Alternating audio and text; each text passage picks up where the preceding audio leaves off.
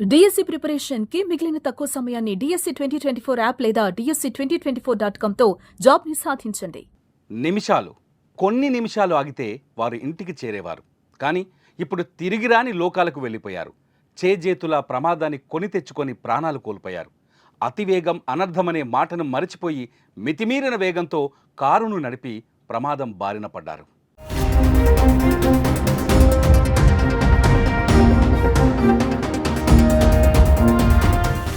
హైదరాబాద్ శివారు ప్రాంతమైన హయత్నగర్ మండలం కుంట్లూరు దగ్గర వేగంగా దూసుకొచ్చిన కారు DCM వ్యాన్ను బలంగా ఢీకొట్టింది.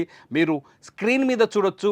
ఓ మలుపు వద్ద వేగంగా దూసుకొచ్చిన కారు అదుపు తప్పి DCM వ్యాన్ను ఎంత బలంగా ఢీకొట్టిందో ఇక్కడ మీకు కనిపిస్తోంది.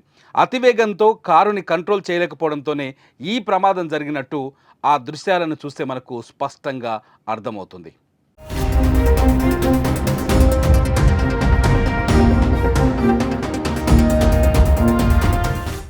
బుధవారం ఉదయం జరిగిన ఈ ఘోర రోడ్డు ప్రమాదంలో బంగారు భవిష్యత్తున్న ముగ్గురు యువకులు ప్రాణాలు కోల్పోయారు. ఒకరికి తీవ్రంగా గాయాలయ్యాయి. చనిపోయిన చంద్రసేనారెడ్డి, త్రినాథ్ రెడ్డి, హర్షిత్ రెడ్డి ముగ్గురు కుంట్లూరు గ్రామానికే చెందినవారని తెలుస్తోంది. బంధువుల ఇంట్లో జరిగిన ఫంక్షన్కు వెళ్ళి ఇంటికి తిరిగి వస్తున్న సమయంలో ఈ ప్రమాదం జరిగినట్టు తెలుస్తోంది. వారి నివాసాలకు దగ్గరలోనే ఈ ప్రమాదం జరిగింది.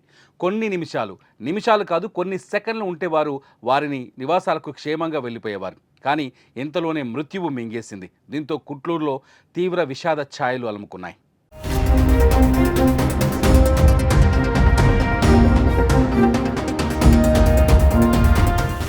ప్రమాదాలు జరగకుండా అధికార యంత్రాంగం పోలీస్ శాఖ ఎన్ని సూచనలు నిబంధనలు చేసినా ఫలితం లేకుండా పోతుంది.